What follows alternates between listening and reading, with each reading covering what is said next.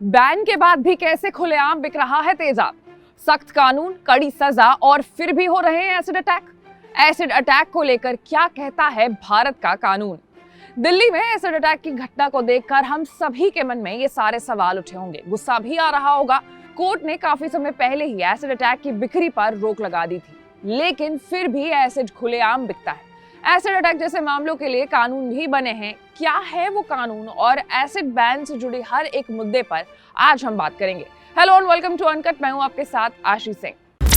Between 2018 to 21, Delhi saw 32 cases of acid attacks. In 2015, the Supreme Court directed states to control and regulate the sale of acid in retail shops. In 2016, the Delhi Commission for Women sent teams across the city to buy acid and were able to get it from 23 shops without showing any identity.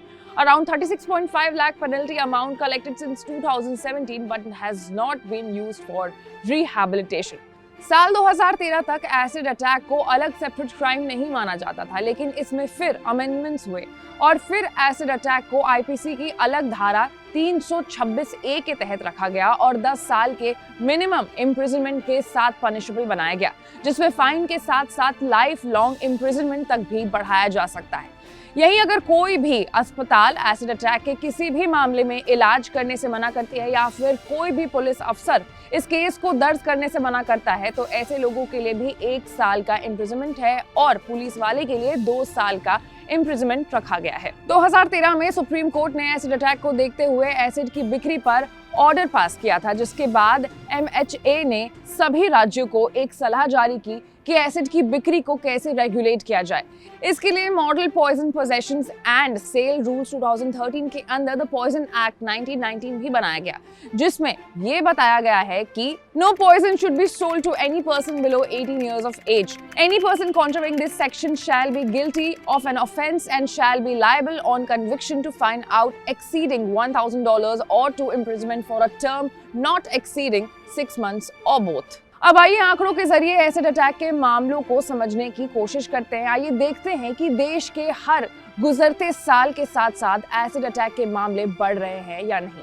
तो जवाब है कि तमाम सख्ती और कायदे कानून के बावजूद एसिड अटैक के मामले कम नहीं हो रहे। देश में साल 2014 में 203, 2015 में 222, 2016 में 283, 17 में 252 और 18 में 228 एसिड अटैक के मामले दर्ज किए गए हैं। इसी के साथ साल 2019 में कुल 249 मामले सामने आए, जबकि 2020 में 182 ऐसे केसेस रजिस्टर किए गए हैं। यानी एसिड अटैक के मामलों में कोई भी कमी देश भर में नहीं देखने को मिल रही है।